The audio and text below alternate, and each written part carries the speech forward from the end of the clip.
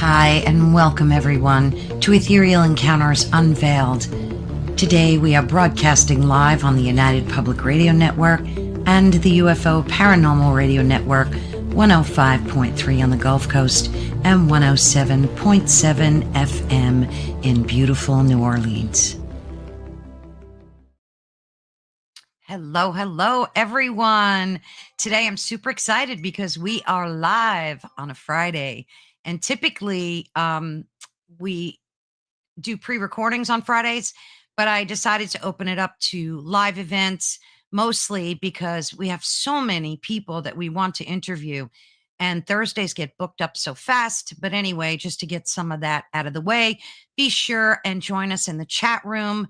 We are live, and my guest and I would love to hear from you. So please pop in, comment, question, anything you feel like doing. I know folks are used to the pre-recordings, but yeah, we are live. So please share and subscribe.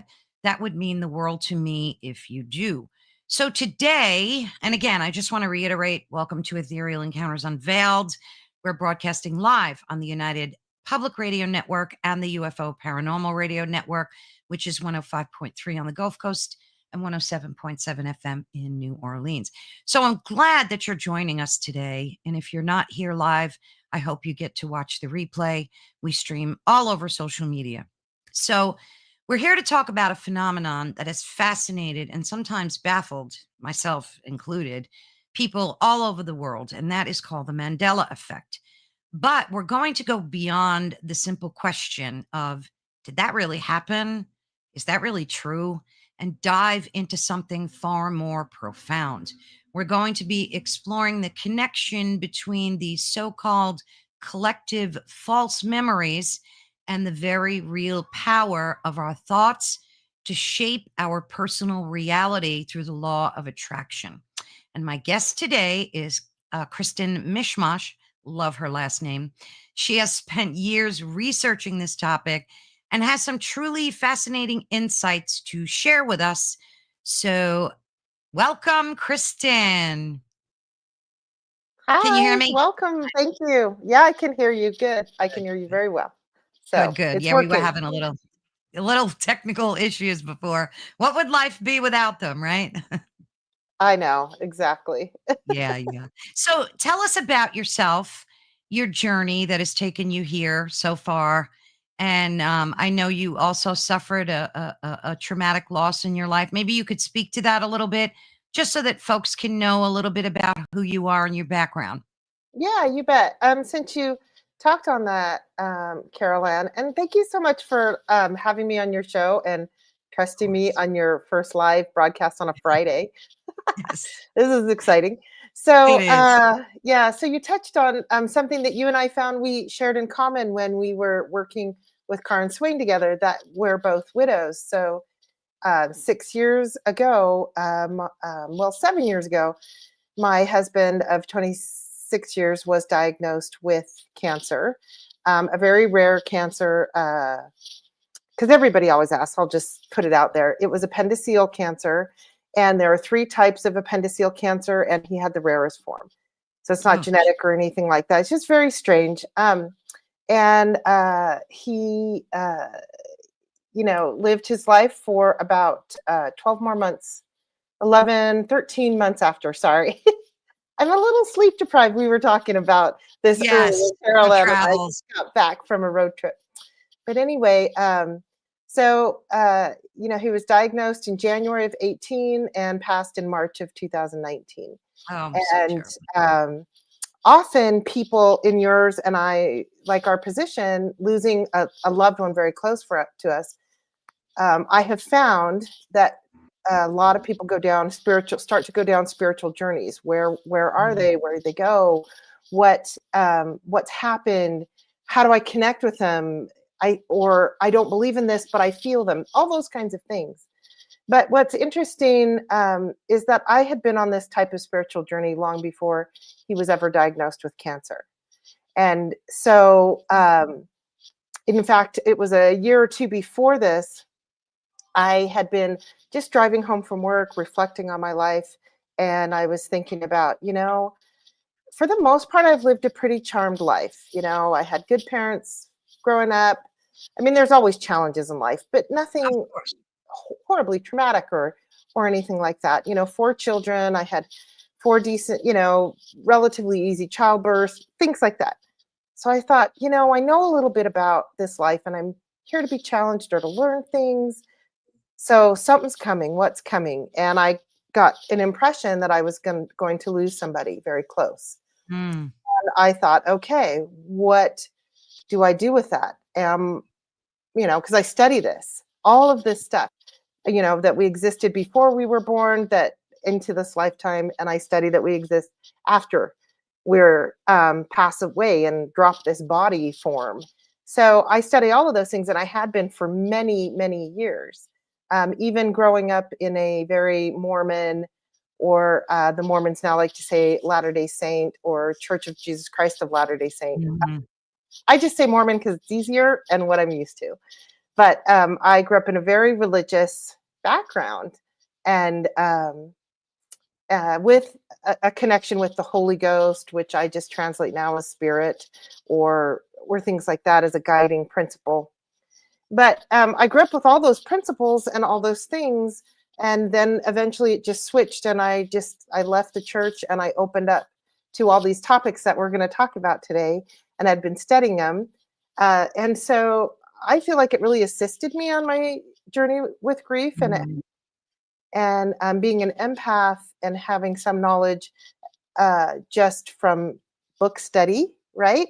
Then also to I've got real life now, and you know, my hope is that, you know, I can help guide people on their own personal grief journeys. So that's kind of Wonderful. where I'm at with it. But I have studied.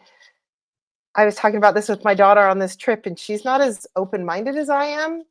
I believe most everybody's stories at Yeah. face value. I probably would serve to be more of a skeptic. Yet growing up in this high demand religion and then leaving it, and then not trusting a lot of the, you know, 3D world, Yeah. fear-based things that they taught me, I do come at things a little skeptical and not always Mhm. trusting blindly. So I'm always working on the balance in that. So Yeah, and it's hard. It's not easy. It's not an right. easy journey. You know, people think just because you're on this spiritual path that everything is wine and roses, and it's not. If anything, I think it's been more challenging. Like you're always, especially depending on who your network of people are. Like Yeah. I'm always having to content shift, you know, conversations because I want to talk about certain things and then Yeah. I can't. And I go back to, well, it's nice out today, isn't it? You know, that kind of thing. So I used to wear this ring. I've lost it, but it was a beautiful mother of pearl ring, but it looked a lot like moonstone. And I Mm. found that it was my gauge conversation starter. Like people would be like, "Oh, that's moonstone, isn't that's a beautiful stone. I often wear it when I want to feel this." And I'd be like, "Oh, this is somebody I might be able to talk about Right. That's good. I like chakras or that. crystals with." But if they go, "That's a really pretty ring." And I go, "Oh yeah, what do you think of it?" And they go, "Oh yeah, where'd you get it? Oh, do you see my diamond? Do you see?" And then I'd go, Yeah. "Oh, okay, they're more Yes. grounded than me in this reality." Yes. Yeah. That's such a great thing. Heidi loves her moonstone too. Yes. Yeah. Hi, Heidi, Heidi. bring your friends in because we're live today. So let folks know. I had mentioned that we're doing more lives on Friday. So thank you, Heidi. We can always count on you. Yeah. Mwah. She's an angel. So yeah, I think that's a great way to kind of sift through to see, you know, who's open to like this type of stuff. And the funny thing is, like, all throughout my marriage, even before I got married, and I met my husband, I just had turned 19. And I always used to talk to him about spiritual things and philosophy because that was my major back then. I changed it, but anyway, Wow. and he wasn't open to it. He was open to it. He didn't understand it all, but then over the years, he started to like get more and more open to it. And it's funny because he would always tell me, "I knew you weren't from this planet. Where are you from? Like, are you going to tell me?" Like, you know, joking around. But you're not always fortunate to have someone you're connected to be able to understand that this isn't Right. woo woo crazy magic. This is real soul contract stuff. It's real, and it's very real to folks like us. Right. So it's kind of a challenge trying to like talk to people about it. And it's funny because my daughter is very much open like I am. We have these massive conversations. She's like on the same page. And my son, who is in the medical profession, is just pure into science. And so, there's always that dichotomy in your family too. Right. And you kind of know who to talk to and what you could say. Yeah. Well, and speaking of family with each of my children, and I don't want to, talk about them without, their permission too much, but Sure. I recognize in them each of their spiritual gifts, whether they see them or not. Yeah. I can tell, one is more this, one is more connected maybe to the alien realm, one is connected more to the fairy realm, one has the kind of gifts of precognition or knowing, just those kinds of things. And I do touch on it with them, but I dial it back, because Yeah. I don't want to scare them away. And No, that's very good. It's I think that's perfect to deal with yeah. it that way. Well, and there's a woman, so I've been talking also about having my own show similar to this or to have a podcast. And so those wheels are churning and in the works. But I was talking to a beautiful woman in my community here, and she officiates drum circles, and she's incredibly gifted. And I was talking like, oh my gosh, would you come on my show and talk about your spiritual experience with making, the frame drums and the animal hides and all those things? And she goes, no. She goes, I just do private events. She says, I have a daughter-in-law who thinks that I'm crazy. And if I do anything that she doesn't like, and if she knows about it, she'll keep my grandchildren from me. And that's a reality we live in, Carol Ann. Yeah. That is so sad. It is. So I have encircled myself with a tribe, and we get together regularly and we chat and all these things, and we know we're all safe. I can tell them how kooky I am with all of my beliefs. I don't know what they think, but I don't care because I know they're not going to. Exactly. They're not going to Yeah. judge you. They're not going to judge you. And that's the most important thing. And I think one of the biggest problems we have globally is, this judgment. You don't know what anybody else has been through, walked through. So, and that's the problem. I mean, whether it's political, religion, it doesn't matter. It's all about judgment. And I'm so against judging people. Like, take a thing like witchcraft, right? Now, I have nothing against people that practice witchcraft. Nothing whatsoever. Is it for me? No. But I don't have a problem knowing someone, talking to them, asking them questions, and that's what's something that's missing. It's right away the judgment happens, right away you go, oh, she shouldn't or he shouldn't be doing that. And it's against whatever, you don't know what that person's journey has been. So, But, never judge. you're bringing to mind a few scenarios, and sometimes I see them play out in the movies. So, the movie Practical Magic with, Yes. It's a good adorable movie. movie. Yeah. Yeah. And towards the end, and they have to form this circle of women, sort of like bring the coven together, and they call out all of the women in the neighborhood that were on the phone tree for, Yeah. emergencies. And one of the ladies that has been one of her biggest critics in the town is like, I've been waiting for you to call me to join this all my life. So I say that because I have found that even though when I was still in like my Mormon circles or other circles, people would kind of joke and laugh. And I kind of laugh it off when I'm in those settings too, because I don't want to make anybody uncomfortable, but, talking about the moonstone ring or something. But what that happens though is they'll have something come on in their life, and then they'll come to me and go, Kristin, what's really going on? Like they come to me for the answer. And I'm like, oh, that's really funny. That's really interesting that, It is. You won't say it when we're in our group with everybody, Right. but you'll But come yet to they me come to you. privately. Do you get that, Carol Ann? I do. I have some people that do that to me. And I just kind of go with it. And again, it depends on who that person is. If they're like really being nasty or vindictive, behind my back or saying things, mostly in my youth, I ran into that. Um, but not so much like as I got older. I think that we know as the empaths and the type of people that we are, you kind of weed out the people that just don't fit your narrative. You know what I'm saying? You just know, and you don't have to be mean to them or Mm-mm. dismissive. You just kind of weed them out of your, energy circle, so to say.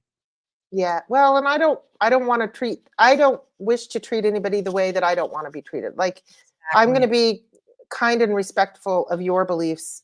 Please be kind and respectful of mine. And growing up Mormon, I grew up Mormon outside of Utah. So I was kind of on the fringe and I was sometimes the weird Mormon girl. But I wasn't the kind that was always out proselyting and Yeah. oh, you got to go to church and you're this kind of sinner if you do Yeah. this, that, or the other.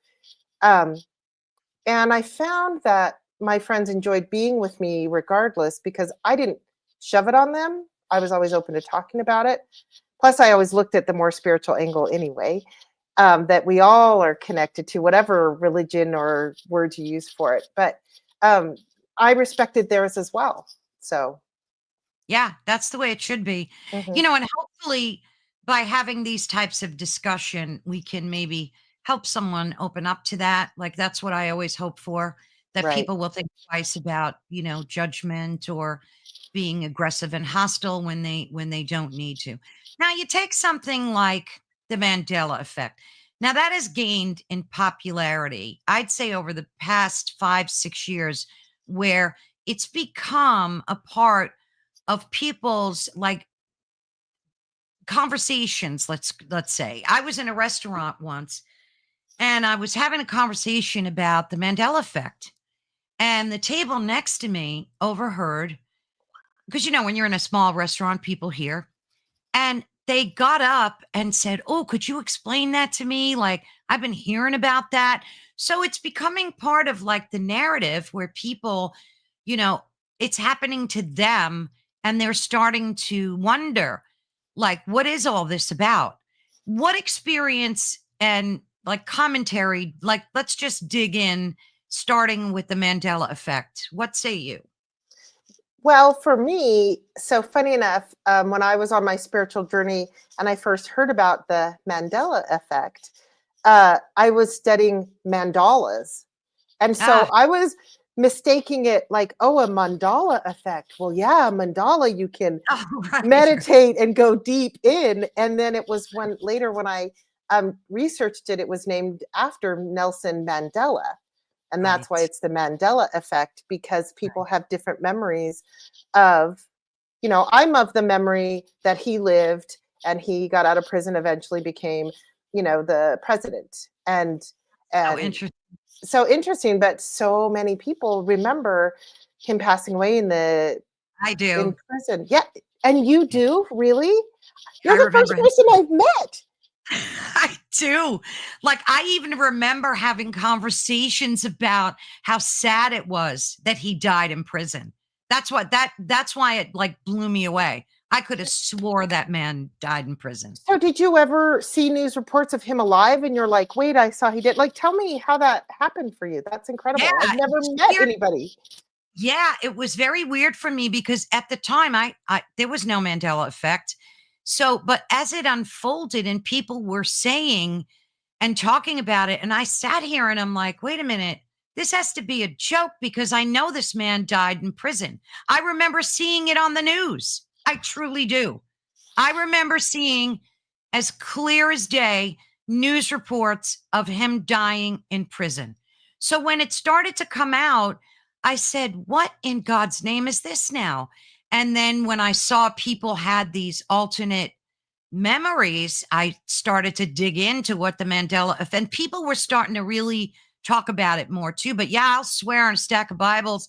Same thing with the JFK. I remember two people in the front seat and JFK and his wife in the back. There was no middle party there. Like, I and don't I grew up in that era. So, like, even that part of the Mandela effect is another memory that I have. I think I was about 5 or 6 at the time, but I distinctly remember that, and that was playing on TV constantly. That, because it was like the first assassination that was caught on video, really. Right. And I remember clearly that there were not 2 people in the middle row of that vehicle. So, So this is interesting. When I first started hearing about the Mandela effect as regards to Nelson Mandela, it seemed to me, and I say seem very clearly because it appeared to me that more people had that um, experience on the East Coast of America. And oh, I'm that's more from the West Coast, and you're from the East Coast. So it's playing into the narrative that's running in my head. oh, maybe. But Now, I don't Heidi, know. I don't have any research or study on that. I mean, that's an interesting perspective. Now, Heidi is from Boulder, and she remembers, am I right? Yeah, she's from Boulder. And I remember, I mean, she just said she remembers him getting out of prison too. Yeah. So it's like the weirdest thing. Yeah. And Now, go ahead. oh, I was just going to echo, like with Heidi, I was born in Denver, grew up in Southern California, and now I live in Utah. So I don't know. This is a very little microcosm that's Yeah, I talking mean, you about might, that phenomena of yeah, it. But yeah, you might be onto something there. yeah, but I mean, who knows? It's so weird. it's such an interesting thing because items like that with the Mandela effect, to me, is it a higher power messing with it? Is it somebody here in our 3D world messing with it? Or is it a word you used earlier, the collective consciousness? And so many people were caught up in him dying in prison, and that was going to be his way. And maybe others had hope that he would get out. And what would that?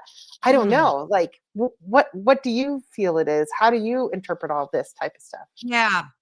Well, I talk to Cynthia Sue Larson a lot on my network, and I she's love like her. queen of the Mandela effect and so much more. She's like an authority on quantum mechanics and all sorts of stuff. And based on my several conversations, I'm going to be having her on again in weeks. Excellent. She's awesome. I think that it's dimensional shifts in and out. Um, let me explain further. Last night, I spoke to the owner of this network. I interviewed him, Joe Montaldo, and he in that video, folks. You need to watch that interview. It was crazy. He said that. Now, I don't want to topic switch, but this will make sense in a second. He said that the alien abductions or apprehensions, whatever you want to call them, that were taking place have changed, and they discovered that they could pop you in and out of time without you knowing you've been taken. They've changed like their MO, so to Mhm. speak. So people now are having a harder time discerning if they've been abducted or not, or a contactee. I hesitate to use the word abducted because a lot of people don't look at it as an abduction. They look at it as like a more welcoming situation. But we'll just say abducted for the sake of the conversation. So I'm thinking that they tapped into a way to shift us dimensionally, that we live in this multiverse full of hundreds, if not millions, of versions, potential versions of things that could happen and are happening. And maybe the Mandela effect is that those little bits of events that happen that pop in and out into the wrong dimension. Because he also said that sometimes when these aliens abduct people, they make a mistake. Like they abducted they made a mistake. They abducted a couple, 4 people, a man and a woman, husband and wife, man and a woman, husband and wife. Now he researches this through iCar. He's got like a huge network. He does alien abduction research. Mhm. And this one particular couple, when they were abducted as a group, and when the aliens put them back, they made a mistake and put the wrong wife with the wrong husband. So Okay, they that broke sounds like a Saturday Night Live skit. Like, no, it uh, did not. I was flawed when I heard that. And he's That's like, "This is awesome. real." He's like, "We have police reports, documentation," because they were at first they didn't know what happened and they were saying they were kidnapped, and then they realized that and they were like 7 hours away from each other. So it was the strangest thing, the strangest thing. So, but just with that said, all of this information now becomes clearer to me that Yeah. maybe, just maybe, it has to do with multi-dimensional time shifts. Does that make sense to you? It does. And knowing that we were going to talk about this, topic or these topics, and I've been on this road trip all week. And so a lot of time in the car when my daughter was sleeping and I'm driving, Yeah. I was thinking about the topic and at the same time I'm on a road trip, Caroline, and I'm crossing time zones. And Mm, I'm the same me, but all right. of a sudden it's an hour earlier or an hour I later. know, isn't that weird? And I was recalling, Karen Swain, who you guys have been on each other's shows, and she lives in Australia, and I got to go visit her. Now, Australia is a whole day ahead. And Yeah, I remember when I was crazy. crossing the ocean, I'm like, I am literally time traveling because I Yeah, am the exact same person. I'm the exact same body, soul, both of them all in one. And all of a sudden I'm a day ahead, it's right? trippy, isn't it? Yeah, and then I think about so there's a lot of talk right now with the things that have been going on in the cosmos with like all the planets and the full moon and it's the 999 portal or the 88 portal, all those things. Yeah. And man, I was having a hard time in my body last week. I was very uncomfortable, and I talked to a couple of my spiritual friends, and they're like, "I'm uncomfortable too. Do you feel like this, that?" Yes. And then, of course, a download came to somebody. There's a Mm, lot of shifts going on. And I yes. was putting this correlation just to really make it basic. When I flew, LAX to Sydney, Yeah. you know, I had a really big shift when I was, what do we call that when you jump time zones and you're having now my mind's blank. Uh, when we're trying to Not assimilate to not jet that different time zone. What? not jet lag? Yeah, total. No. That's the word I was Oh, thinking of. Jet lag. Jet lag sucks. You're yeah, it does. dragging, you're tired. Yeah, So it's awful. so these shifts, I mean, as a collective, talking to a lot of people, a lot of us over the last, you could say since 2020 or over just the last week, a lot of us have had these weird things, and so we have to adjust back Yeah. to this new timeline shift. And it blew my mind to make that correlation because that really, it was, to me it was a really good analogy of these shifts, these things Yes. that we get used to. Yes. It's beautiful. It's perfect analogy. When you think of things like the Schumann resonance, right? There's a channel on Telegram where they post images every day of it. And if you look at those images and kind of compare them to like your mood, your energy, your vibe, you'll see there's a correlation just in that alone. And it's interesting because you were talking about your moonstone before. And I have this necklace and bracelet made out of meteorite. It's supposed to be moonstone, like from the actual moon. I think it's probably meteorite that they give you. But I when I was feeling funky like that, Yeah. I put this on because I had a cross on all the time. And I started wearing this and going to bed with it. And I have to tell you, I don't know if it's psychological or if it's really a vibrational thing, but I started waking up feeling so much better. Like, and just my mood throughout the Yeah. day. Yeah.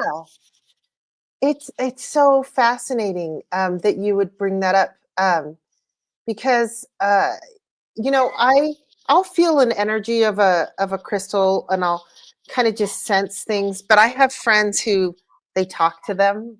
The crystals talk to my friend and they hear them, Oh, or nice.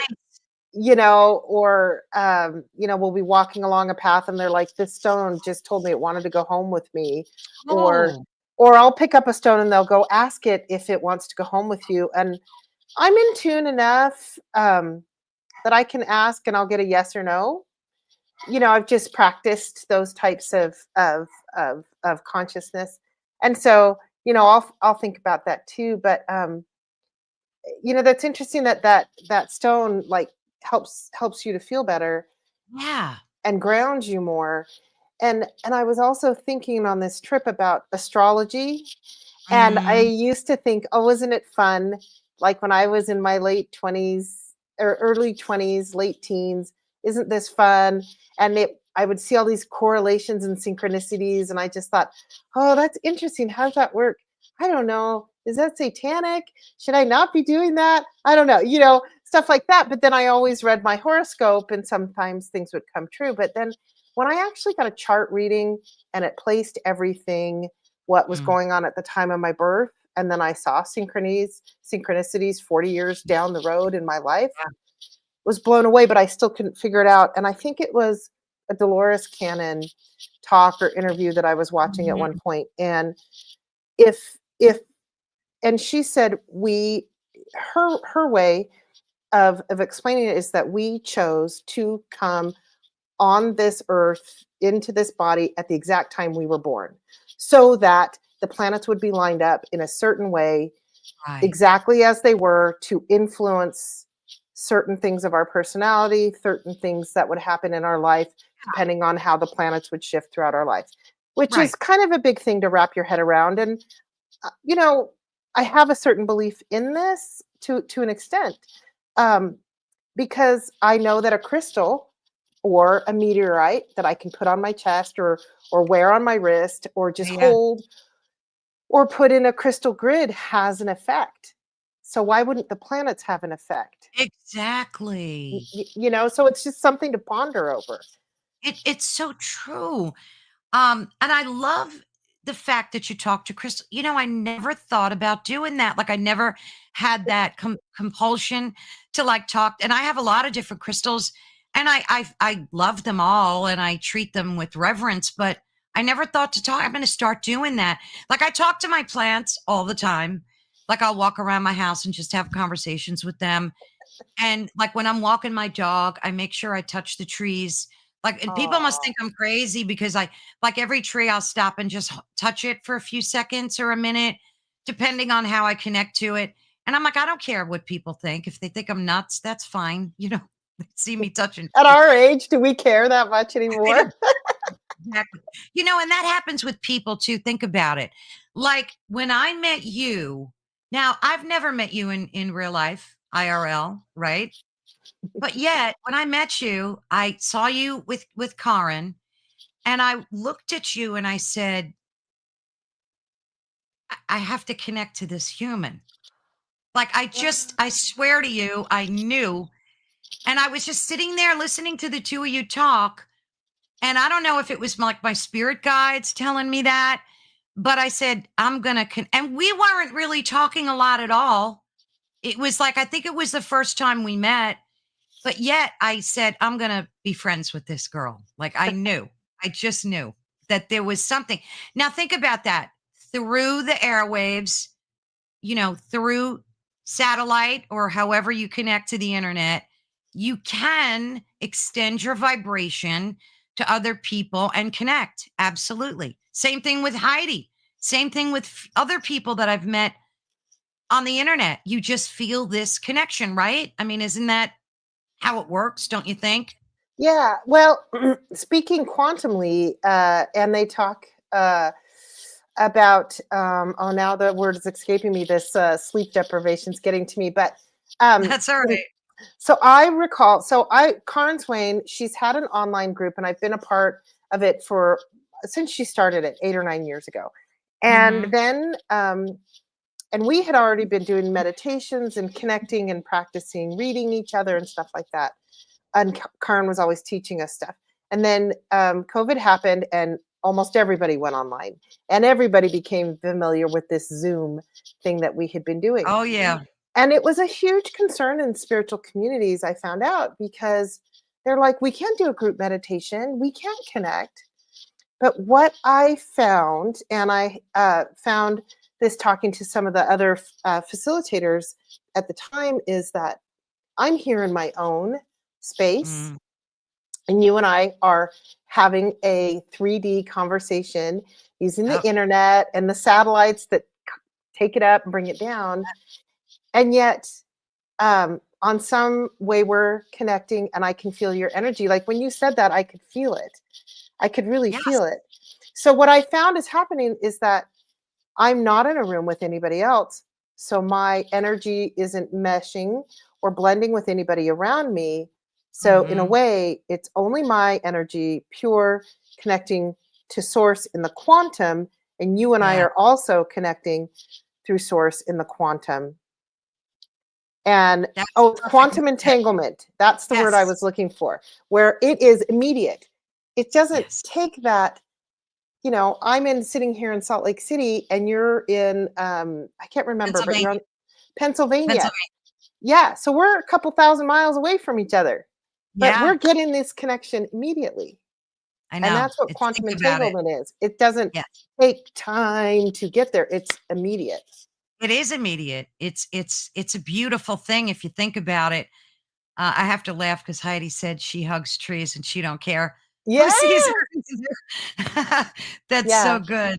Oh, and she also said she felt that between us too. That's That's awesome. incredible. Thank you, That is Heidi. awesome. I Yeah. love that. I Yeah. love that. And Yeah. oh, here's something to you, Kristen. Should I think I first saw you with Jennifer Rose? No, it was with Karen. She says down a little bit. It's with Karen. I've been hanging out with that lady for a bit. You just said, or maybe with Karen. Yeah. Yeah. Yeah. But I will tell you, I love I'll have to look up some of your interviews with Cynthia Sue Larson Yeah. Oh, because I she did an interview with Karen several years ago, and I have the quote still on my mm. mirror, and she said, "How good can it get?" That's her thing. How I good can it get? love That's it, and I live by it. And that's her to me, mantra. that is Mandela, creation, Yep. everything. Don't limit it. How good can it get? So, Yeah. yeah. Heidi said she's grateful for the connection, Kristen. Yeah, I mean, how good can it get? When she first said that, I almost got chills. And it's funny because I would try to make that a mantra and get in a habit of saying that to myself too. It's so powerful.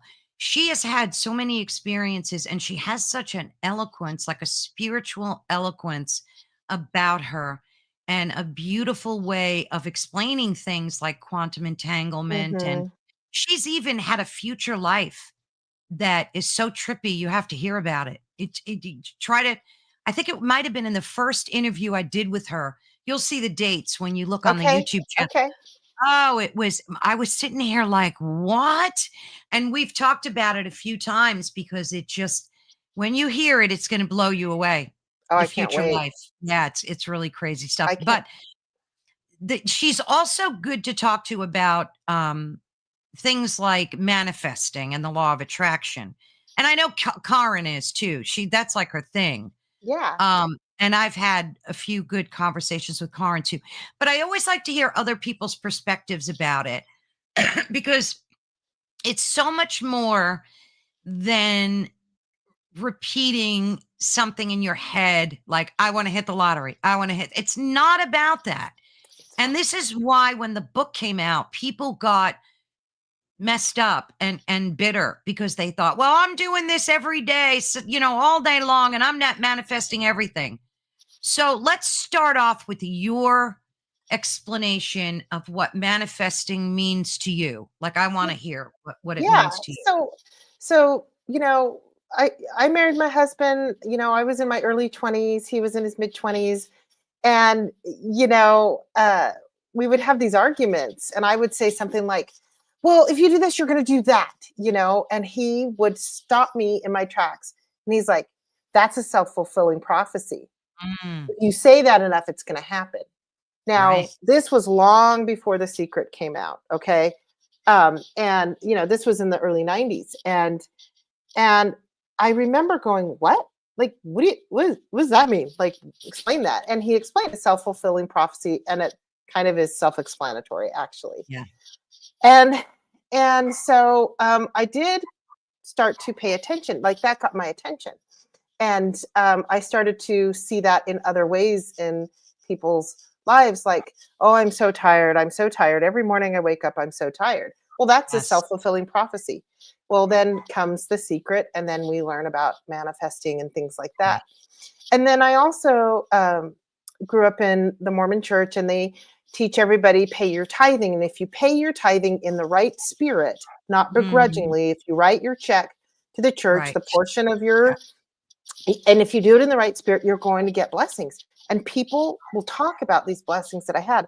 And I actually experienced that in my own life. Now, I don't come from a belief that I wrote a check to my church and God Mm. said, oh, good job, honey. Now you're Yeah. going to be able Right. to, do that vacation that you wanted.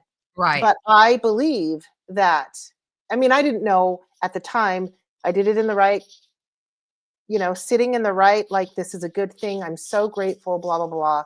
All these things that I learned later are tools to work with manifestation and Right. deliberate creation, like Karin likes to say it too. Um, so I did have a couple of those little churchy miracles, but now I look back and I'm just like, oh, I was just tapping in, Yes. to that higher vibe, the positive outlook. The self-fulfilling prophecy doesn't always have to be negative. It could also be positive. And it Absolutely. shifted my whole way of thinking many years ago to, like, oh, if I tell myself I'm tired, then I'm tired. If Yes. I tell myself I'm energetic, I'm energetic. And then so now I have learned a lot about you know, I sit in the vibe because it's not Mhm. necessarily 3D. I sit in that Right. vibration and that frequency of what it feels like to have this taken care of, or have that new car, or have whatever thing, and then it can come to pass. And they talk about on the other side of the veil, heaven, whatever term people want to use for that, that, you know, when you snap your fingers, you can have that guitar in your hand and you can do that concert for all your Mhm. angel friends sitting there with you. Well, if I want a guitar, I can't snap my fingers and sit in the vibration and the flow of what it would be like to have that. But we live in this really dense world. So it takes time for those things to happen Yes. to get that Exactly. guitar in my hand. And it could be a little bit of a miracle. Somebody could just leave it on my doorstep. I don't know. Or it Exactly. could be that I had the money and then I saw the ad in the paper for it and it was the Yes. exact amount.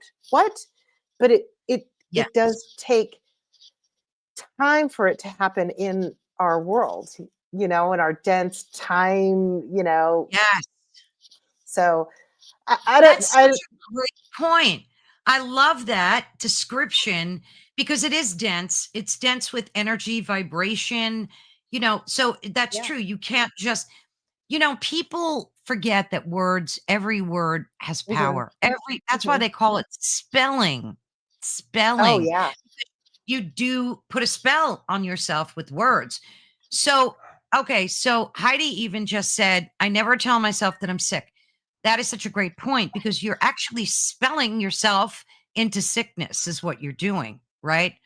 So, manifestation is everything you said and so much more. And it depends on your how you're vibrating. So if you're always in a sick state, telling yourself you're sick, you don't feel well, whatever the case may be, or you're broke, or you can't pay your bills, or it could be worry, right? So if you sit home and you worry all the time, oh, I can't pay my bills, or my what about my kids, or you're just filled plagued with worry, Yeah. you're not able to manifest because you're blocking it from coming through all this density already, right? So that just makes so much sense. I love Yeah. that analogy.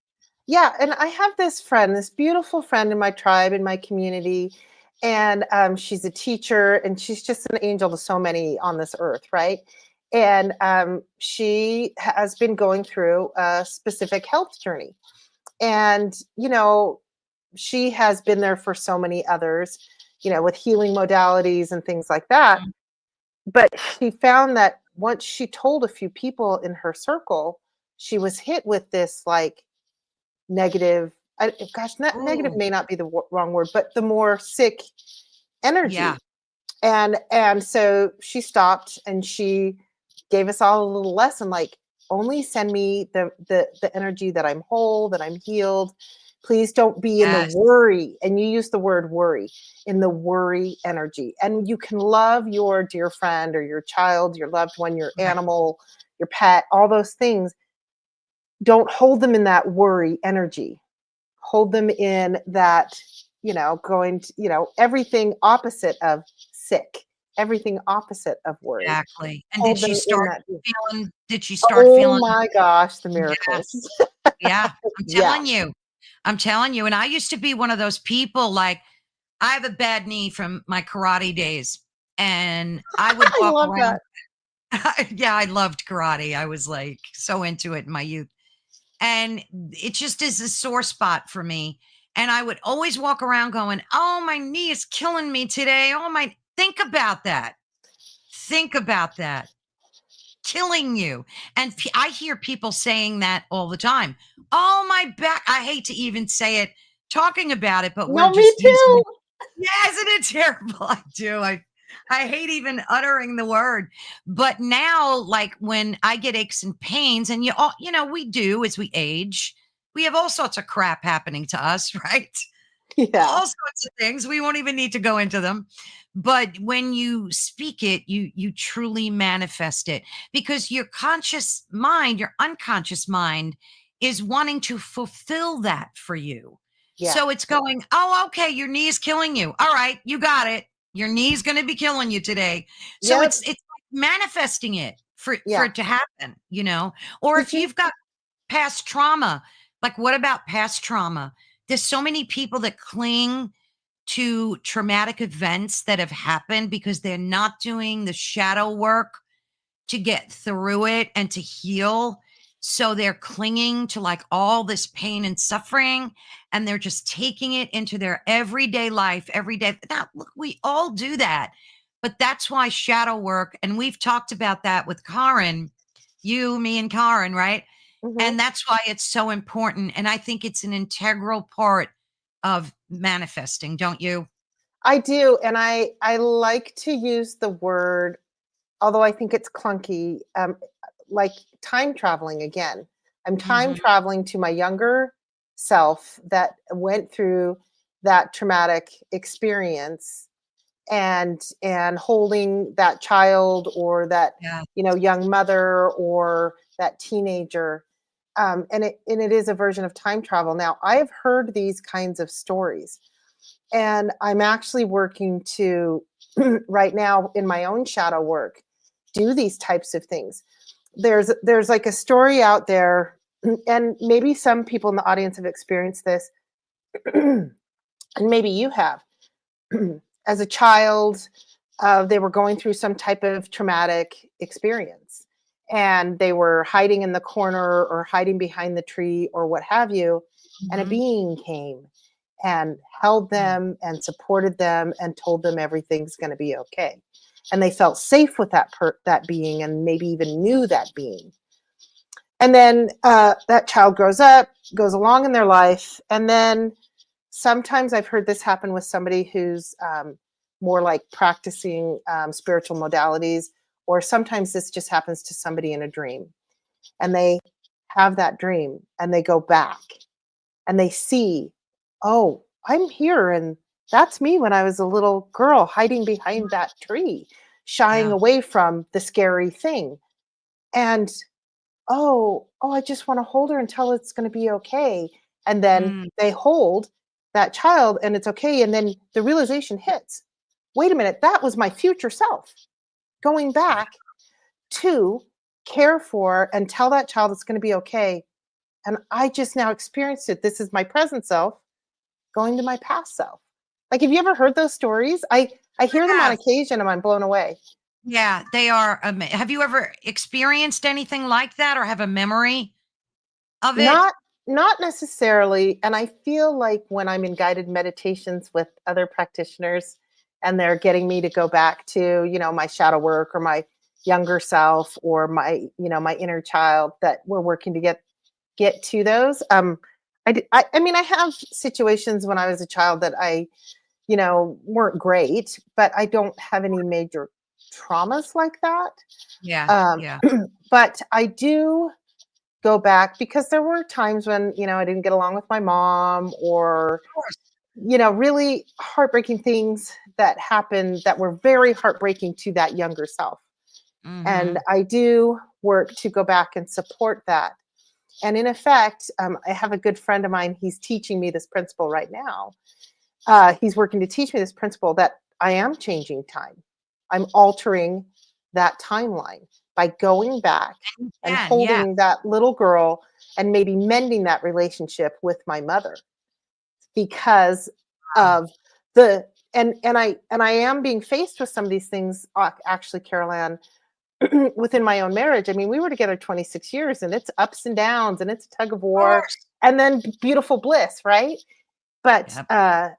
you know, I'm working through. They'll show up in my psyche, and I'll be like, why do I keep remembering this thing? Okay, let's work on that. And so Good. I'm You're going cueing, back. you're cueing into that though. That's Yeah, really good. And that's a yeah, part like of your shadow work, right? right, right. And then, now I'm healing and changing the narrative in that, with my older person perspective, maybe a more spiritual perspective, I can look Mm-hmm. back and give that young woman grace for how she handled that situation. And I've actually completely shifted it. And so That's that memory amazing. isn't as painful. That memory isn't as bad. Oh, isn't that wonderful? I love that. And that reminds me, right after my husband passed away, Mm, and I've talked about this before on the show, so I'm not going to go into bore everybody with the details, but I've had everything break in my house. And it was the strangest time, and I really was responsible for that myself. And I kid you not, I everything broke. Everything broke in my house, from my garage door to my dishwasher to my refrigerator to my door locks to my, I mean, you name it, shit be breaking every week. It was crazy. I had to get a new HVAC system, like my entire HVAC system broke. But so, and I think that that was like my energy manifesting this pain that I was feeling, because it was so overwhelming. I didn't know what to do with it.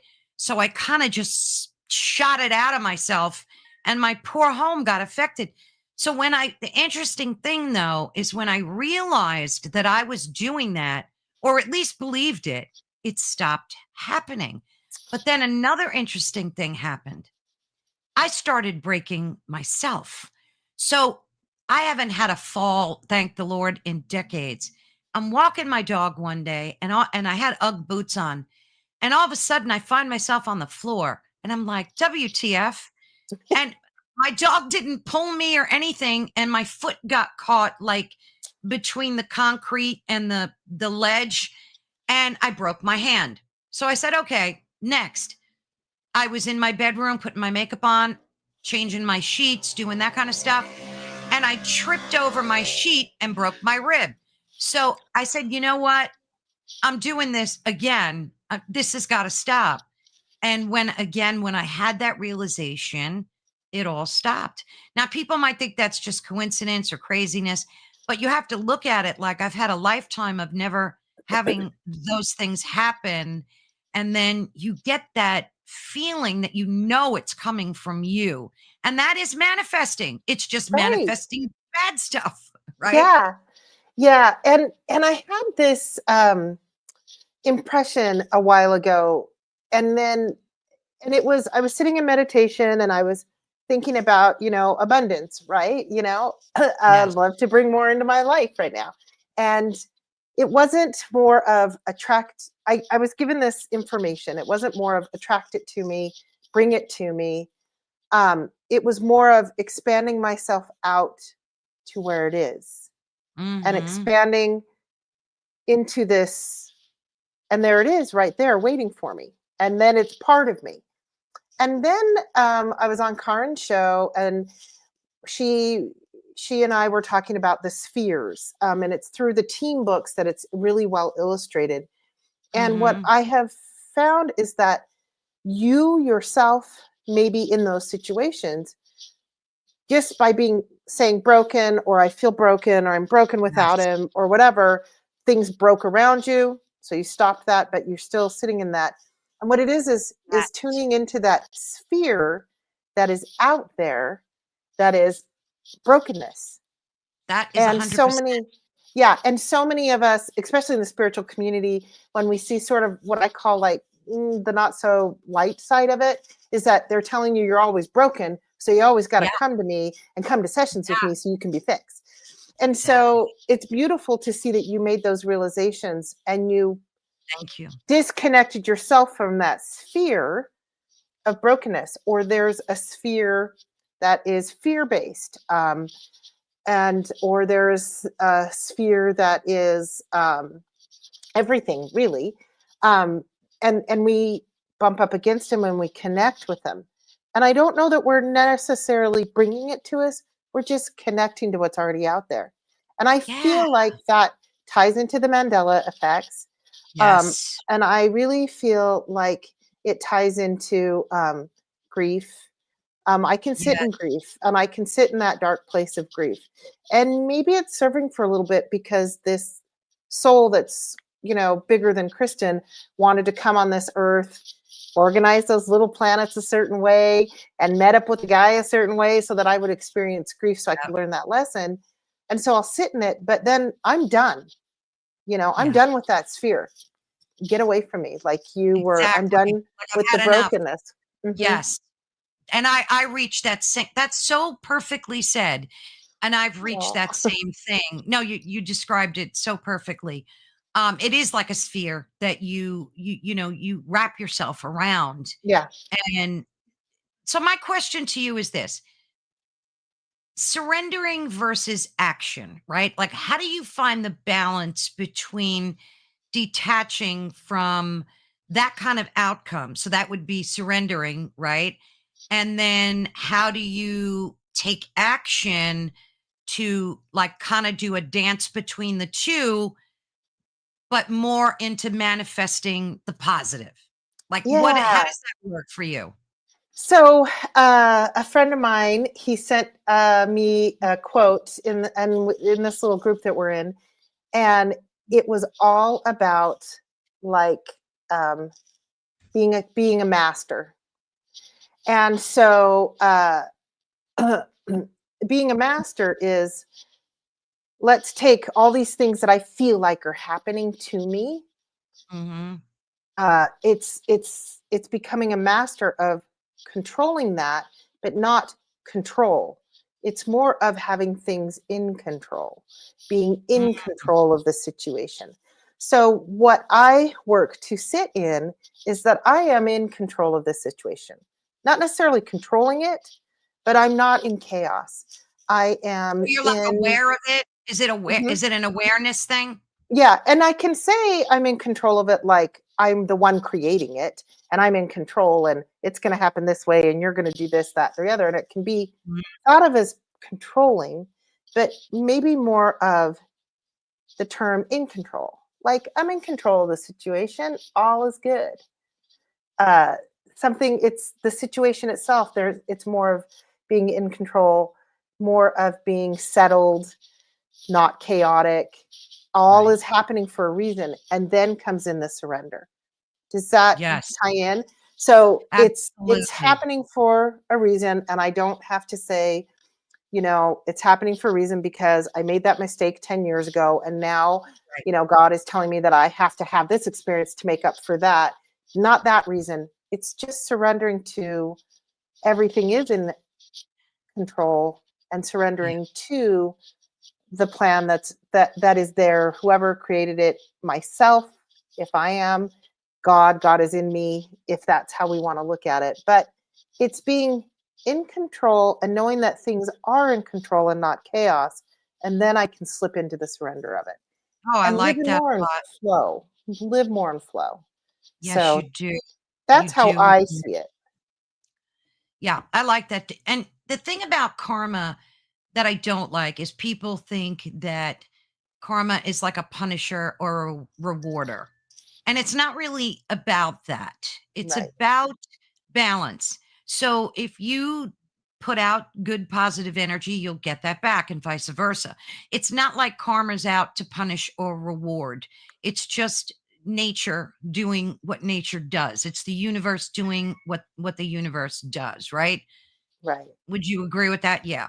So, what about worthiness? Because a lot of us struggle on this planet as humans with worthiness, and many people have this underlying belief that they're not worthy of what they desire. So, how does limiting beliefs act as a barrier to manifesting? And what do you think the first thing somebody should do that feels I am not worthy should Oh, do? 100%.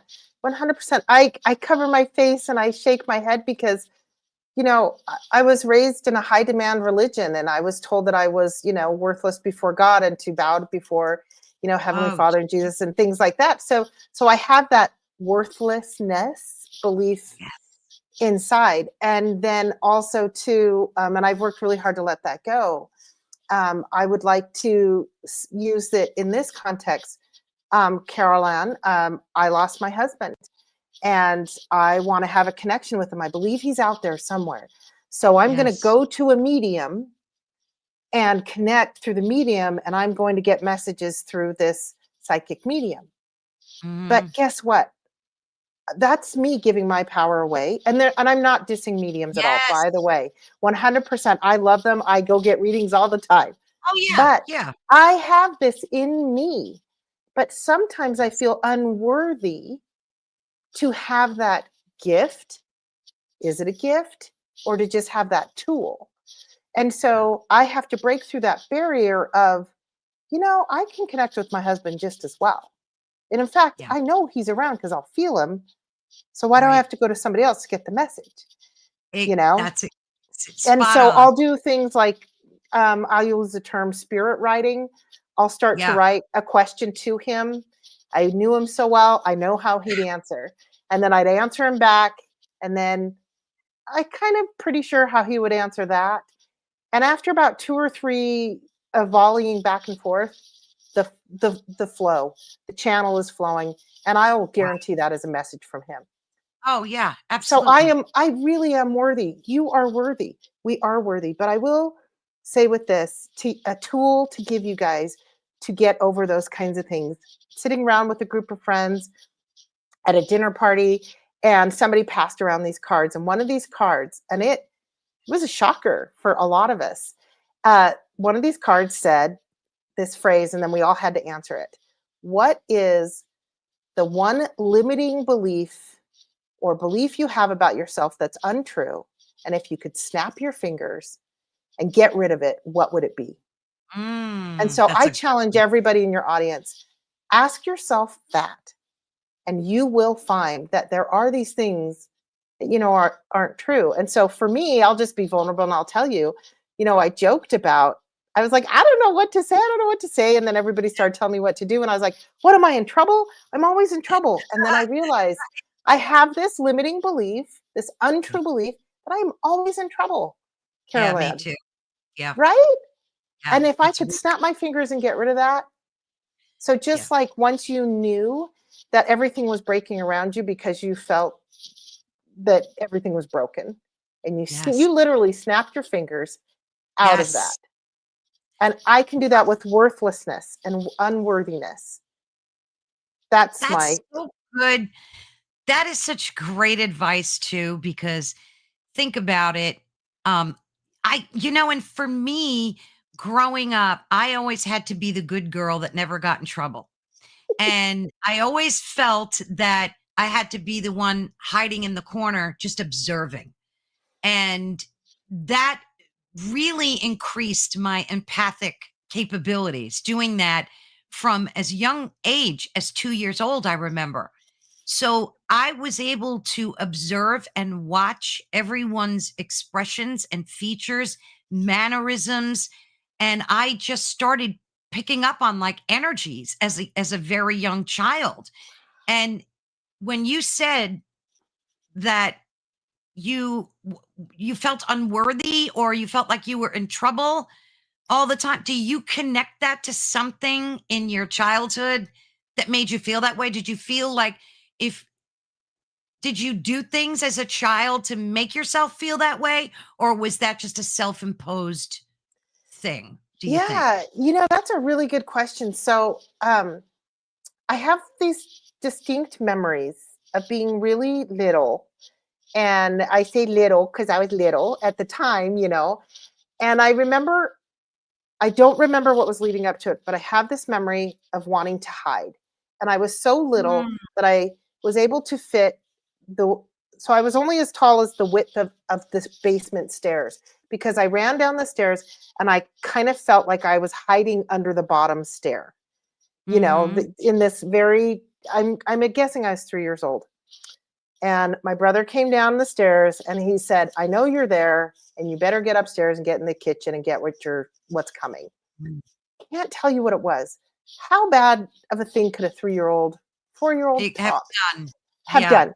But I exactly. remember that it was my turn and I had to pull my pants down and my mom got out the wooden spoon and she spanked me. And it only took me till about 2 years ago, Caroline. I kid you not. I That memory is indelible. I remember going down the stairs and hiding, my brother getting me and going up to the kitchen. But the rest of the scene is seen from a bird's eye view. And Oh, I wow. only took You me I've you always left. remembered it that way. I left my body. Wow. And I can see myself hopping around with my pants down, gotten a little spanking, hopping around on the floor. But only did I realize that I was seeing that from a bird's eye Mm. view, right? And I feel like I don't know what I did to get in trouble. So I'm always in trouble, right? God, I that's can't so remember. you can't remember what it was that you did. Not at You all. know, I mean, I was people 3, 4 years old. Give myself, exactly. You know what's funny? I just got this. Folks that are listening, this is not online therapy with Carol Ann and Kristen. This this is this is perfect examples of how, when you manifest something even as young as 2 and 3, it sticks with you for your entire life because you manifested it with such authority and strength as a child. And think about how you took that and are taking that with you your entire life. This is why I always talk about shadow work, because I fully believe that if people don't do this, they will never heal properly. You just can't. You have to go to the darkest places and work it out, whether you journal it, go see a therapist, whatever works for you. You got to work that crap out somehow, or you will Yeah. never move forward. You'll become an alcoholic, you'll become a drug addict. And this is what happens when you don't work out the garbage, right? Yeah. I heard it described. It's a trash compactor, and you'll just keep Yes, packing it down and packing it down, but eventually it's going to come out. And absolutely.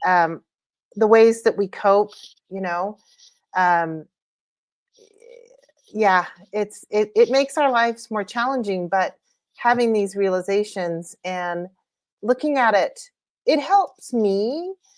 It keeps me going to look at it from a spiritual perspective, Right, from a right. higher perspective, from a perspective of I can go back and work with that. And it is not true. It is that limiting belief that, yeah, sure, snap my fingers and it's gone that quick, Yes, or snap my fingers a few times every day to remind me, and then eventually it goes away. it goes It away. can Yeah, be small moves. yeah. uh, I learned over time spiritual experiences always aren't, a lightning bolt, uh, something huge shift. I was on a spiritual journey little by little by little, long before I had the passing of my husband, Right. you know? And It's so, It's your contract, your soul part of your soul's contract, yeah, that brought you here today to the yeah, person that you are, creating. And we're creating ourselves every day. We're constantly creating ourselves. Um, Do you think that when you hear the phrase like a glitch in the matrix, that became a very powerful thing? Like, and I've experienced them in small ways, like a glitches in ways that, like it'll happen and I'll tip my head and go like, what was that? And it could be as small as like you walk in a room, you put your coffee mug down and then you walk out. And then you walk back in and your coffee mug's not there, but it's there. And as sure as poop that you put that coffee mug there, right? So do you think that's the Mandela effect where it's a glitch maybe in the matrix? Or do you Yeah. think, right? Couldn't that be that there's a Yeah. connection? Yeah. I mean, I do think that sometimes I could put something down and think I put it down in the place I always do when it's not there. And I could be messing with myself, unintentionally. I do also think that there are glitches in the matrix, and that is a very small Mandela effect. Yes. And then the Mandela effect are these Big, larger, more bigger. Yeah. global things feeling. And I feel like uh, how I'm working it out in my 3D human puny brain, but getting the confirmation from spirit is that it's tapping into those spheres, and that sphere of fear. What would it be like if Nelson Mandela was killed? What would it be like if there was the hope? And that was the collective around me, and it felt normal, and I just went with it. But that's a huge glitch, right? Yeah. And then Yeah. the coffee mug. Yeah, there has to be glitches in the matrix, because it sometimes screws get loose and things fall, and Correct. Yep. and Yeah. they I mean, they quantum trip. mechanics, if quantum mechanics is right, and there are these multi dimensions, you have to expect them to kind of like jive within each other, like they're just bouncing off. And Hmm. through that, Hmm. you get things like Cynthia Sue Larson talks about. She gives so many amazing examples. Like she would walk in a room and there was a light switch on the wall and it's been there a whole life. And the next time she walks in the room and the light switch is on the opposite side of the thing. So she'll laugh at them now because she's so in tuned and acutely aware of these Mandela effects that she sees them all the time. Well, and it could be that her vibration, she's Yeah. vibing at a rate that she's switching in and out of Yes. different dimensions. Like I'd heard it explained, um, you and I now in this time frame, we're vibrating at a certain frequency that matches the world around us. If we went back 200 or 300 years in time through an actual time machine, maybe 1,000 years, and I stood in front of somebody, I would look almost see through, because I'd be vibrating at such a high rate that Yes. that I would be not as dense looking, because my frequency's higher. And so I imagine possibly Cynthia, because she's so in tune and the high vibe Yeah. lady that she is, that she notices them, because she's switching in and out of very small timelines maybe all the time. Is She that is, and she tells those stories. I think there was one where she was walking through the woods with her dog, and she saw some type of crane or an animal, and it was doing just what you said. It was vibrating on such a high level that she saw it. She saw exactly what you just described. wow? Yeah, Yeah. So there's all these tie-ins, these different yeah, stories and analogies and things like that, different experiences people have or we have, that seem to keep pointing in these yeah. same directions. Wow. Yeah. What do you Yeah. do on days where, and we all have them, but what's your advice for folks that are on the spiritual journey, but they're having, more bad days, as let's call it just for the sake of it, more bad days than good uplifting days. And that's starting to like, because that's happening to someone I know. It's like pulling them down. And I can't, it's funny because a lot of people in our network think, and I learned this the hard way by being an empath my whole life, I can't rescue anybody. I can't even rescue myself.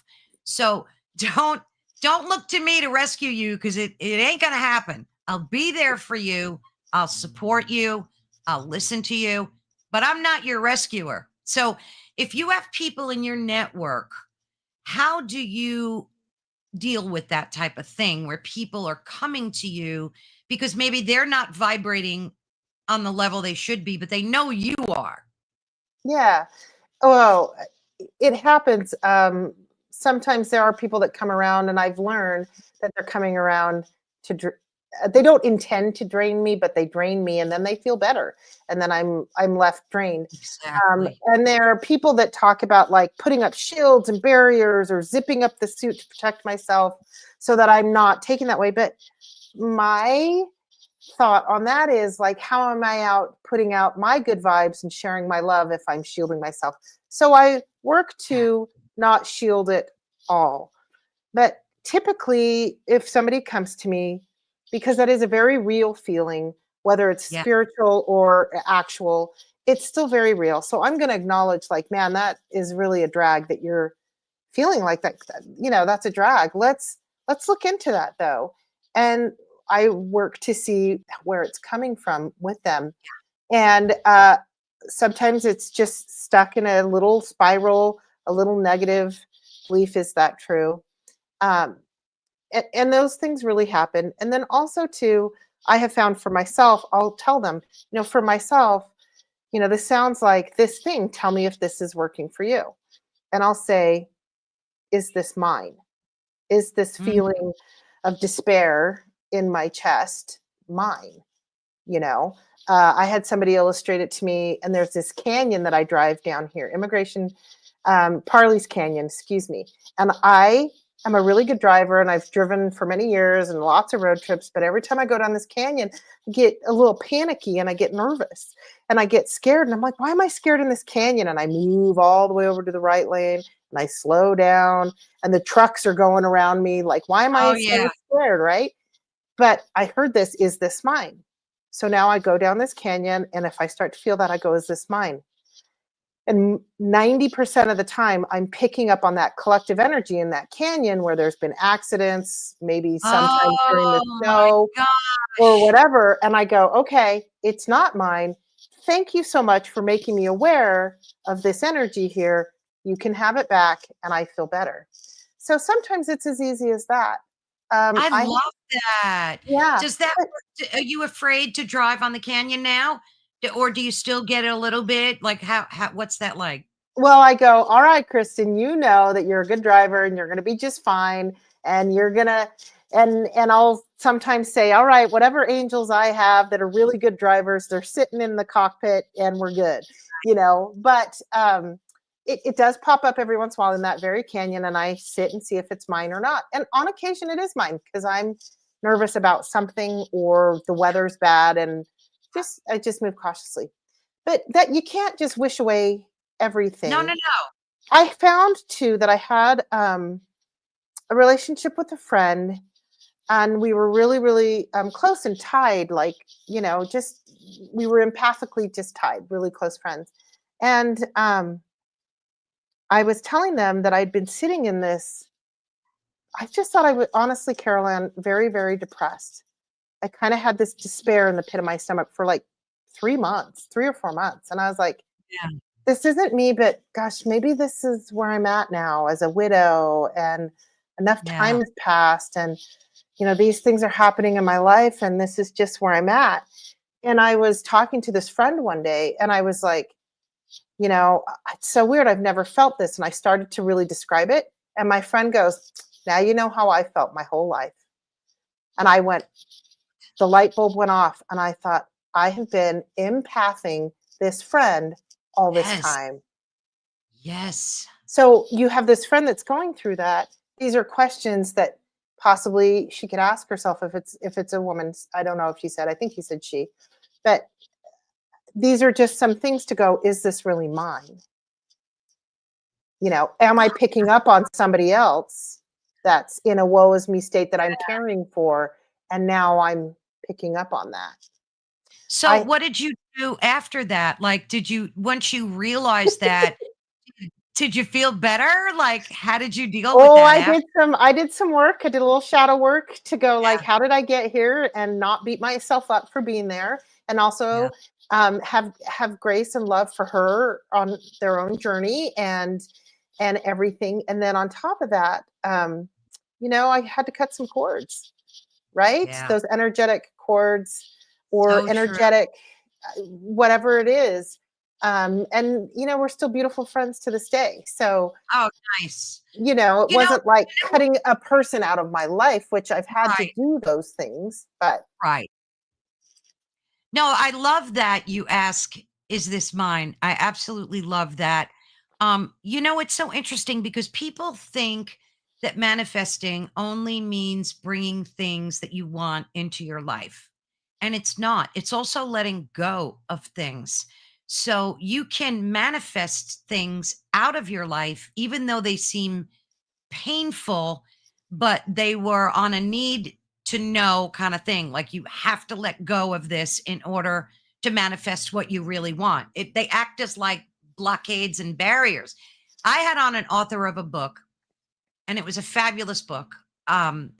She couldn't find the love of her life, and she was a beautiful woman physically and spiritually. And she made a series of decades of terrible choices in men. And every time she thought she was getting close to like that perfect relationship, something awful would happen and they would break up. And she went through dozens and dozens and dozens of men.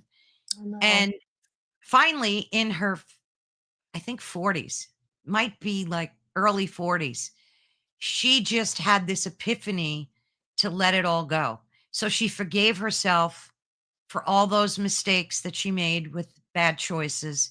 She let go of any hope or desire to find the perfect mate. She just became like this neutral canvas where she opened herself up to possibilities. And wouldn't you know, a few months later, she met the love of her life and she's still married to him over 10 years later. That's So awesome. she manifested all of that. Yeah. She Yeah. did that by letting go. She Yeah. just, yeah.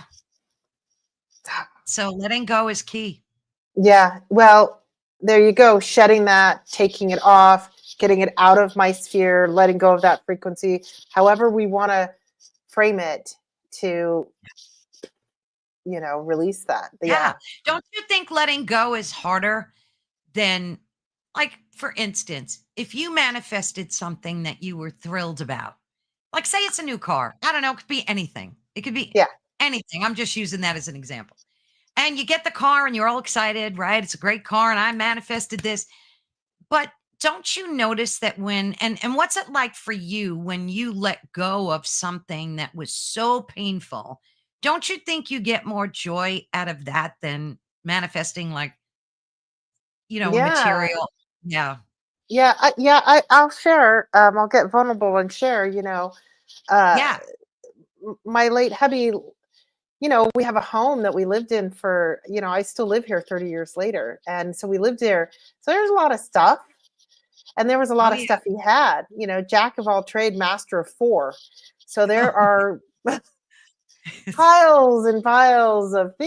things, Yeah. and not to say that I don't have some of my own stuff, but you know, sifting through it all, and I've had to tell myself because there's still a lot to do, Carol Ann, and there's still a lot to clear out. Um, but I have to say, okay, what did it look like right after he passed to where it is now? Yes, And the I progress. give myself grace rather than going, there's still this much left for me to clean up or get rid of or let go. But I have found that when I do let it go, just last week, I sold some items off, and it was so nice to have the little bit of cash. And I knew that it was going Sure. to a good home, and it was going to give these guys in this business really like great use.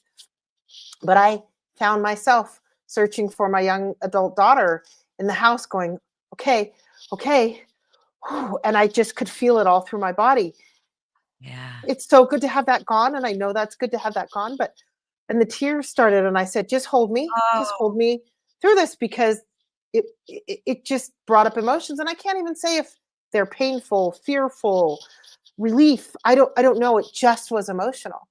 And she held Yes. me and she's like, I know, mom, I know, and and I cried a few tears, release probably, Yeah. Yeah. but it's something that I've been hanging on to. And some people will say, like, man, you got to let that go. You're hanging on to it too long because you're just afraid to let it go. And I'm like, no, I'm not afraid to let it go. I'm sick of stepping over it. Right. But there Exactly. is an emotional attachment to Yeah. those kinds of things. Yeah. And so I get that. I really get that.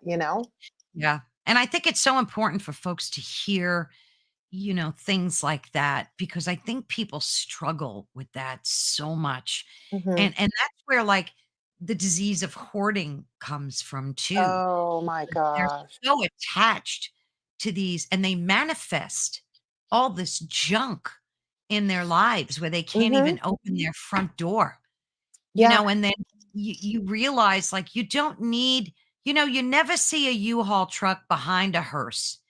People don't take their crap. They don't take the crap with them when they No. go, you know? No. So I have been told by a couple people who are really in tune, and we'll see if this Yeah. happens. But I'm a little overweight, not a lot, but some overweight, and I've been told that once you get rid of all that stuff in the house, you're going to lose the weight, right? So there's a form of manifesting that we'll see how that goes, but it's a protective barrier, and Yeah, there, it is. It yep. absolutely is. And the whole weight thing is so like bizarre to deal with because a lot of it we're so programmed, thinking raised, especially as women, that you have to be size 4, or you're not perfect and you have to look this way and that way and wear these kind of clothes. And it's all just garbage. It's just garbage in, garbage out. That's all it is. And when it comes to like it's funny because women go through stages in their life where they gain and lose weight. And a lot of it is hormonal and biological. But, we put the burden of that on ourselves rather than being kind and loving and having self-love and saying, I'll lose the weight when my body's ready to lose the weight. Like right now, it's not. And F it. Who cares? If Right. you can't love me the way I look, then I don't need you in my world. I Yeah. don't need you in my universe. And we need to have that self confidence. You're a beautiful woman. And I've told you that before. Who cares if you're 10 pounds Right. overweight? And Right. anybody that does care about that, it needs their walking papers. They don't need to be in your Yeah. universe. Yeah. And based on your marriage with your husband, he loved you regardless He of did. how you woke up in the morning, how you went to bed at night. Think about that. Think No, about he that. did. He did. He said, "I love your Yeah, body. It gave me 4 beautiful children that there he you didn't go. have before." Right? So I do know that. And the funny thing is, and let's talk about self-fulfilling prophecies, right? Yeah. I mean, the negative self-talk in here, I would Oh, never yeah. speak any of the words that I say to myself to anybody else. I have this friend, and we were talking about in our group, in our little tribe, we were talking about the negative self talk. And he's like, yeah, the negative voice in my head is Samuel L. Jackson, like, can That's you imagine? And I have never heard that man say a mean thing about anybody ever, yeah. so self-fulfilling Oh, prophecies, where's that negative voice coming from? And I've got to, let's shift that.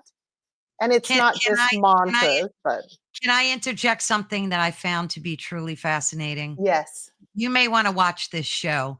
I Okay. have a fella named Jerry Marzinski on. I think I had him on 3 times, and I'm going to have him on again Okay, I'm because writing he's this one of down. the oh, you have to watch it because it's gonna blow your mind. He was and I'll give you the quick rundown. He was a uh, psychologist for decades, worked at asylums, prisons, you name it. This man worked there, helping schizophrenia primarily, but Mm. other mental illnesses. Through the decades, he discovered, and when you hear his story, you're going to be blown away. He discovered that all this negative self talk that, and we'll use the schizophrenics as, just for the example, were not mentally ill, but they were demonic attachments and Yeah. demonic voices. And Yeah. he's not only got proof of this through his decades of research, but he has a way out too. And he has a way out of negative self talk. Now, last week I had an interview with him. It's going to air on the 29th, I think. No, 26th. And the topic of discussion was how to deal with these negative self talk. Like that was the whole conversation. And they hate Psalm 23. The Lord is my shepherd, that one. They Hmm. hate it, the demonic voices, Wow. entities. They hate it so much so, he said, that every time he had one of his schizophrenic patients mention that, they would flee. That's how much they hate Wow. it. Yeah. Wow. And this is a man who is a man of science and has proof that this, now, of course, not in all of the patients, but the Right. majority of patients.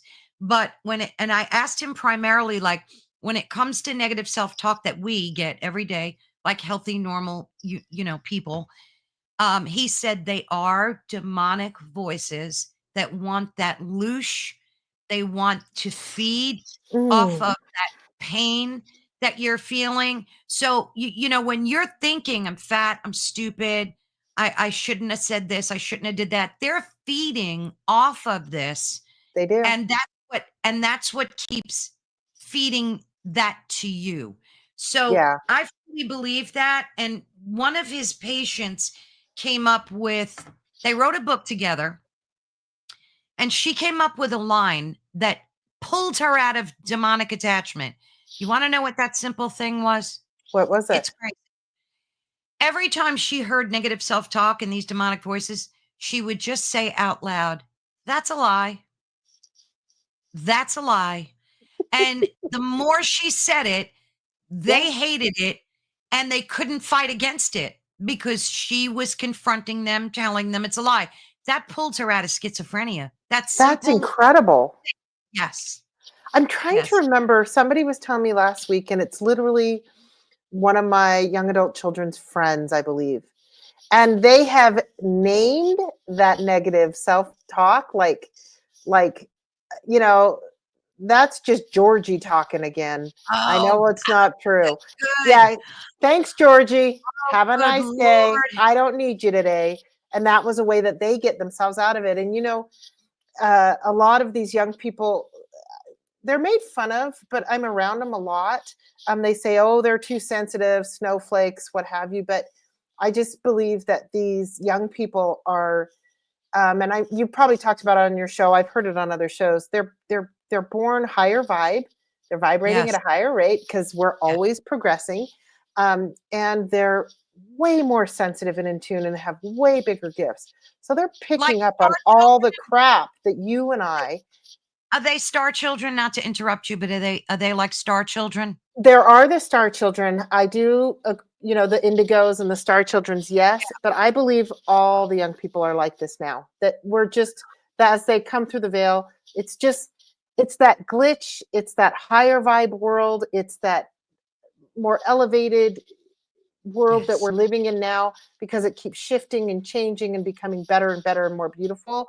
But you and I have become numb to the scum, the underlaying, whatever, all the things that we talk about in conspiracy theories. We're kind of used to those vibrations, and these people aren't, right?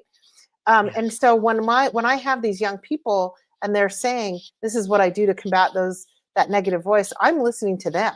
I'm listening to, a good friend of mine calls them the freshies, like the fresh ones, the younger ones, And I think that they there's just different ways to deal with it. And There is. I don't yeah. know if I would name it because that's kind of like I got a bad vibe from that. Like, Yeah. I just wouldn't. It seemed Like too. split personalities or something. Yeah, it just seemed a little. demonic-y to me. Like I Yeah. wouldn't name it. I just wouldn't. Whenever I get them, which is almost every day in my life, I just say that's a lie, or I'll repeat Psalm 23, whatever works for me at Excellent. that particular moment. Excellent. And it works all of the time. It's amazing how little things see, and this goes hand in hand with manifesting too, because you can either manifest these negative voices to stay in your head all day and wreck your life, or you can work your way out of them. Like I Yeah. fully believe that. Yeah. Let's And see I what say, is this mine? This isn't mine. This isn't how I I talk. love that. I That's love the one that. I use, right? I am gonna so start asking myself that. That is brilliant. You know, I would think post-it notes around the house too, just to remind yourself to ask yourself that question. I love doing that. Yeah, like So my Cynthia Stu Larson. How good can it get? I don't want to think of yeah, infinite possibilities because it could be yes, infinitely good or infinitely bad. I just want how absolutely. good can it get? I love it. Love it. So Heidi says, I'm a sentimental person, but have been learning to let go, more simplistic, delayed comment. I got distracted by the neighbor. Sorry. No worries. No worries. So, what do you have to say, Kristen? Like Heidi calls herself sentimental. She's an empath, clearly. All of us that were told we were overly sensitive. I was told that my whole life and Mm. mocked. Oh, you're too sensitive. Grow up, grow out of it. What would you say to somebody that, like, you have to learn to like let things go, but should you let things go or should you process them go? Maybe. I don't know. What's your thoughts on Yeah, that? yeah. I mean, gosh, there's some things out there like the oh my gosh, it was the book, The Simple Art of Letting Go by that woman from Japan, and she was a home organizer, Oh and yeah. she brought in the thing like, you hold it to yourself. Does it? And we mock it now. Does it bring Yes. you joy? Does this Bring item you bring joy, you joy? And if right? not, you thank it and you let Let it it go. go. Right. So Yeah. there's that. And I was thinking about apologies because I tie a lot into movies, but the movie Bandits, and Yeah. it's such a cute movie. And the one guy's like super sensitive and always smells things, and always he's totally allergic to something. Talk about self fulfilling prophecies too, like and everybody plays into it. But there's that line in there, and she goes, "I think it's better to notice everything than to not notice anything." And Ah, I so love when that. somebody is really sensitive, I try to tap into that, that you're very sensitive and you pick up on a lot, and that could be your superpower in that, It you're going to care more, right? Yeah. And it's so funny, like, she goes on to say that her mom and dad knew that she was different, very sensitive, and she felt that way, that energy when she was about 6. It's so amazing Hmm. how we could recall feelings and emotions at such a young age, like, But 2, 3. yeah, but for you, I would go back to what you were saying. You would be quiet in the corner all the time, but man, you have great observational skills from it, Yes, right? absolutely. Yeah. I've learned that I'm a pretty good communicator because boy, I sure had to learn how to communicate with my mom a certain way to get through the conversations Ah, when they were challenging, or with my husband, or you know so that sensitivity and that picking up on the energy helped me be a better communicator, right? yes. Yeah. So, How does music play into your life? oh, Yeah. music is everything. I'm It is. actually sitting in the recording studio, jack of all trades, master of four. One of them, my husband was a musician, and we have a recording studio, and I'm working on opening it back up. So it's taken a few Good for you. years, but Wonderful. music is everything. I cannot think of a time back when I was a child that I don't have music running through as a soundtrack of my life. And Yes. music brings me joy. I use music. Actually, I'm glad you brought that up because um, I have found that it was in a book. It's called Swamping. When I am really, really challenged with something, I will Yeah. use this. swamping to get through it. What's You take that? you take a couple songs, 2 or 3 songs that are like your song when you're pissed off, Carol Ann. Like when you're Mhm. mad and you know that song and you're like, ugh. Some people it's their heavy workout song. For me, Yep. it's when I can't take it anymore and I'm screaming and pounding on something, I want to listen to that song. So you're going to Yeah. take those songs that bring out that anger, that frustration. Let's say are taking that garbage out from that trash compactor. Get it out, get it out, get it out, get it out. Right? And you can put together a playlist for this. And so I actually have it. I have 2 or 3 songs that I always play. And then the next thing you do, and this was hard for me to wrap my head around at first because I'm like, I don't want to go negative, but really it helps move that Yes. energy and that frequency out. So then the Uh, next couple songs are really sad, depressing songs. The songs that I listen to that make me cry. And I yes. have a couple of them that are just depressing, brutal, whatever. Ask you is do you have this playlist on Spotify? Because we need to share Spotify Well, I playlist. don't know. I mean, I have a very curated taste in music. So, there's some Silver I Sun do pickups too. in I there, would love to hear your Bandit playlist. Skulls, some people it's like an old Ozzy Osbourne something or other, whatever. Yeah. But anyway, yeah, it's on my personal Spotify, okay? um, so then I take these depressing and I am low, low, low, but I'm crying it out, Carol Ann. I am exercising that demon out. And then the next couple songs on my playlist are those ones that are like maybe a beautiful love song, like literally a love song, but it's to show me self love. I love myself, or I'm cradled. I am loved. Yes. It doesn't have to be like a spiritual, goofy song. It could just be something that But it's brings me lifting, joy, right, it's lifting lifting. you out. Yeah. Yeah. And then I don't know that it's part of the swamping technically the way I learned it, but I always add my favorite like jump around. And I always end with this song by the Black Crowes, Soul Singing. You got Oh, my I love soul them. singing, I got my soul singing. So yeah. So this word swamping, I've never heard that before. So thank you for that. And that's creating this playlist that's elevating you. Hmm. It's almost like a shadow work thing. It So you're totally is. working. Yeah. So Heidi says the sacred anger. Oh gosh, yes, sacred anger, or what Jesus would have called righteous anger. I've heard it can be beneficial where I get mad, I cry because I honestly do not like the anger. Yeah, Yeah. though, Heidi, nobody likes that anger, but I think it's so essential to do. As long as you're not, Kristen. I don't know if you've heard. I'm sure you've had or have heard about Yeah. natural law. Have you looked or read into the natural law at all? No, what is that? What is that? Okay, I had on 2, 3, maybe 4 people. I've been obsessed with the proponents of natural law. And Okay. and again, if you go on my channel, Hmm. you know what? I'm going to send you the link to like my favorite one to Okay. watch. And I learned so much about natural law that I feel like it transmuted me. I really do. Okay. It's crazy. They narrowed it down to one main principle. There's many, but there's one main one. And you know what that is? Thou shalt not steal. Now, you may think, well, that's odd. Thou shalt not steal. That's like biblical. No, that shalt not steal covers every aspect of inflicting harm to other human beings because Yeah. you can steal someone's pride. You can steal their vanity. You can steal their integrity. It's not only stealing things.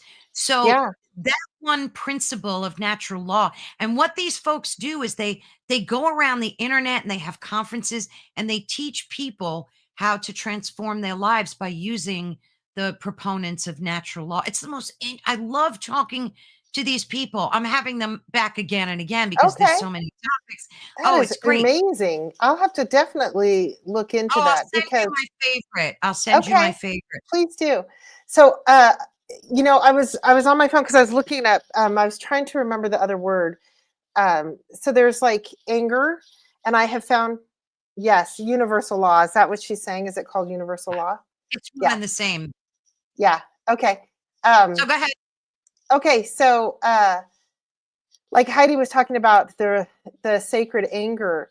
A friend of mine in a course that I took from her taught me that there's a difference between anger and rage. And Sorry. I'm hi, saying hello Trish. to Trish. Yeah. Anger is like mine. Anger is me. Like anger is I'm angry. But if it's rage, it's ancestral. And we're Right. talking ancestral past lifetimes, if you will, or working through, eh, the darker shadows of the things that I've carried from my ancestors to now that aren't mine, Yeah. that are those limiting beliefs that are manifesting in this lifetime, right? That I was a witch burned at the stake. Maybe I was, and I'm carrying that in this lifetime, and I'm terrified of that. And so I keep my Absolutely. gifts hidden, type of thing, right? Absolutely. Yeah, Absolutely. yeah. I mean, I had a quantum healing session with Candace. What's her last name? How could I Candace forget? Cronk Goldman. That's her. Wow. It was mind blowing. I made a video about it. I allowed her permission to use a lot of what happened. Like I show the actual session. It was one of the most transformative things that I experienced. And one of the moments I had was I visited. I have asthma, and I've always had it since like I'm a teenager. And we delved into like why that happened at that particular time, and it's just so interesting because you uncover, like you were talking about being a witch. Maybe I was drowned and I had that memory that I was as a witch. So these things are real. People see, this is where people think you've lost your mind. But it's true. It's true.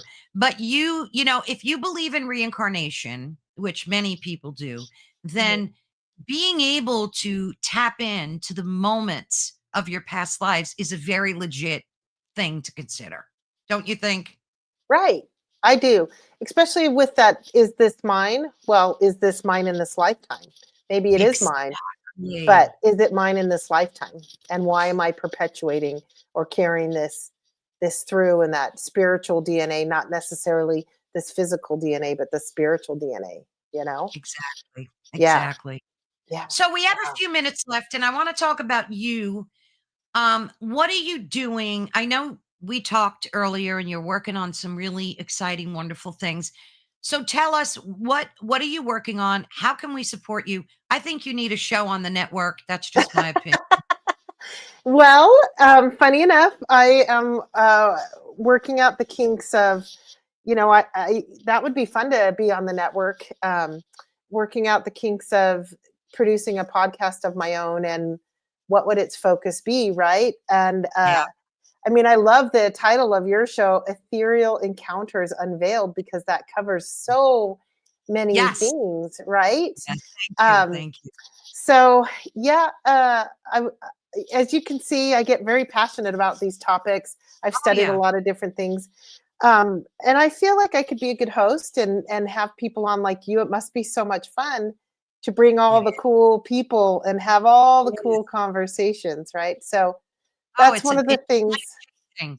That's why I think you would be perfect when you're ready to do that. You've got Karen, you've got me, like we Yeah. would rally so behind you because Yeah. your Thank energy you. alone, yeah, oh, your energy alone would be such a wonderful addition. Yeah. Yeah. Yeah. What else are you Um, working on? Like other than the podcast thing, what else do you have yeah. going on? I am looking to get back to I was on a certain trajectory, and then my husband's path got in the way, and so I'm working to get back to some of the things that I was working on before. I like to create groups where people can feel safe to talk about things, and it may just be Mm, one or two people. I started this one in particular. um, People who leave high demand religions or religions that are very spiritually based. My focus is obviously oh, with Mormons, but it ties in some other Christian faiths. Um, when they walk away, uh, a lot of the times they feel like they've been lied to, and they feel like the spiritual experiences they had all growing up or within the confines of those church were all fake. They were brainwashing, but really, and I know this from experience myself, that Yes, those you spiritual sure do. experiences were very true. They were just being called what was in that limitation of, let's say, the Mormon church that I grew up in. But I am still that exact same soul, and those are the exact same spiritual experiences. And I tap into those now.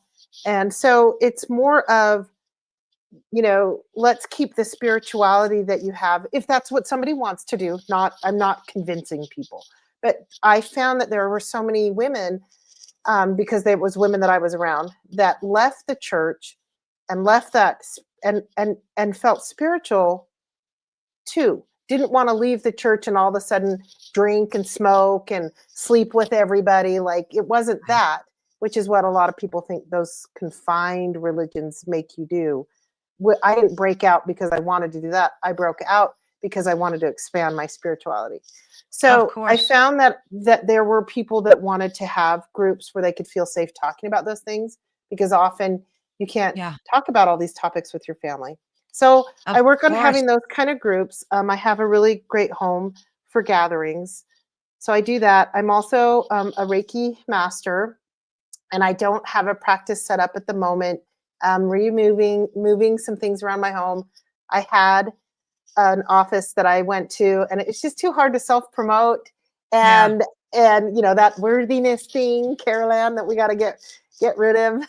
Oh, yeah. um, but it's challenging to self promote and then to pay rent to somebody when I have a home that I can do it in. So I'm going to go back to doing the Reiki practice in my home. And the Reiki that I have done, um, I've learned a few other modalities and ways to connect different types, like Peruvian shamanism, the Munay-Ki, and so I Oh, bring those things in yeah. as well. So I'm going to be getting back to doing that.